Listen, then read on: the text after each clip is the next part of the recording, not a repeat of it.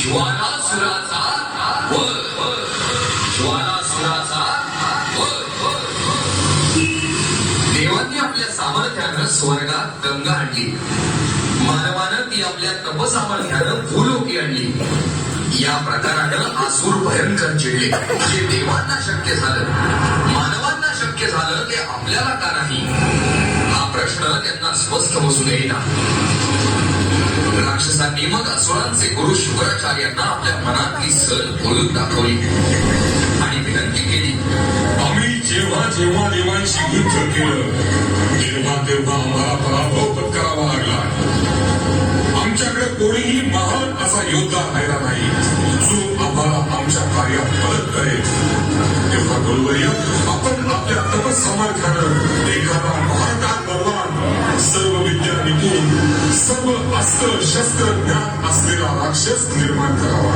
त्यामुळे पाताळ लोकी आम्ही ही गंगा नेऊ आणि देवावर आमचा प्रभाव पडू. त्यांच्याही मनात देवांबद्दल द्वेषभावना होतीच.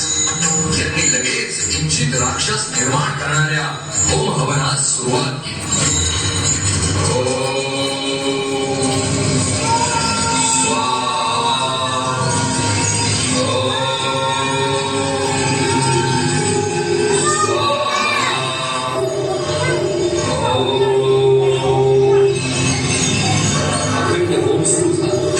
त्यांच्या मंत्र सामर्थ्यानं आपला प्रभाव दाखवायला सुरुवात केली. या होमकुंडातून एक अजस्र, भयंकर, बलाढ्य, अस्त्र शस्त्र असलेला एक महाकाय राक्षस बाहेर येऊ लागला.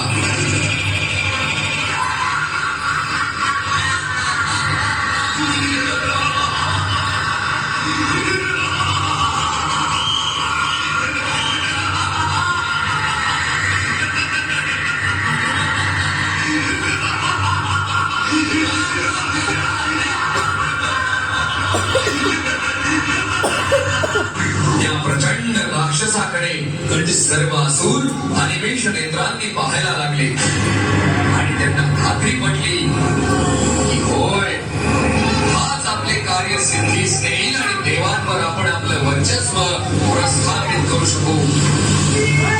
असुर गुरु शुक्राचार्यांनी निर्माण केलेल्या राक्षसाला त्यांनी आज्ञा दिली.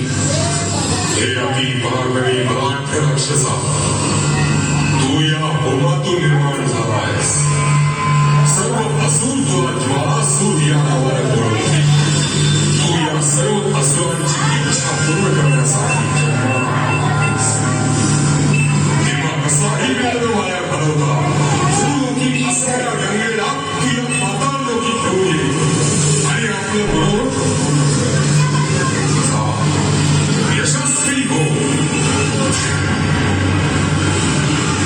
ज्वालासुरानं आपले गुरु शुक्राचार्य यांची आज्ञा शिरसावंत मानली आणि भूलोकीच्या गंगेला पाताळ लोकी आणायचं ठरवलं.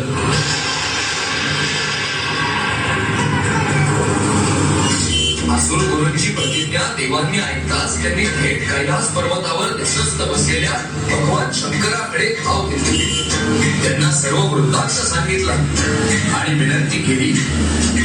जर ज्वालासुरानं आपल्या दिव्य शक्तीच्या जोरावर गंगा मातेला पाताळात नेलं तर स्वर्ग आणि भूलोकी प्रलय होईल. तेव्हा हे देवादिदेव कैलासपती महादेवा, आपणच आम्हाला आणि या मानव जातीला या संकटातून वाचवू शकता.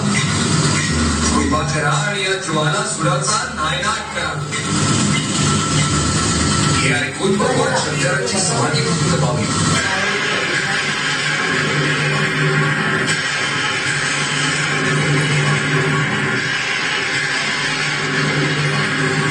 त्यांच्या तळपायाची आग मस्तकाला फिरली आणि ज्वालासुराला यज्ञकुंडातून बाहेर पडण्याच्या आतच भस्मसात केलं.